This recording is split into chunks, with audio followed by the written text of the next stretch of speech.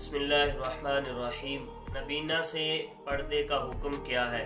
उम्मुल मोमिनीन सैयदा उम्मे सलमा रज़ियल्लाहु तआला अन्हा फरमाती हैं कि वो और उम्मुल मोमिनीन सैयदा मैमूना रज़ियल्लाहु तआला अन्हा रसूल पाक सल्लल्लाहु अलैहि वसल्लम के पास मौजूद थी कि जलील कदर नबीना सहाबी हज़रत इब्ने मक्तूम रज़ियल्लाहु तआला अन्हु हाज़िर खिदमत हुए।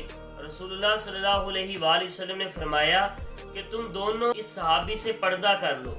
अब सैयदा उम्मे सलमा फरमाती हैं कि मैंने अर्ज किया, या रसूलुल्लाह सल्लल्लाहु अलैहि वसल्लम पर्दा किस बात का? वो तो नबीना है और वो कौन सा हमें देखते हैं? तो इस पर अल्लाह के नबी सल्लल्लाहु अलैहि वसल्लम ने इरशाद फरमाया, क्या तुम दोनों भी नबीना हो कि जो तुम उसको नहीं देख रही? फरमाया कि तुम तो देख रही हो ना उसको, इसलिए तुम जो है वो पर्दा कर लो। इससे ये बात, इस हदीस मुबारक से ये बात मालूम हो गई कि जैसे मर्दों के लिए गैर महरम औरतों को देखना नाजायज है, वैसे ही औरतों के लिए गैर महरम मर्दों को देखना भी नाजायज है।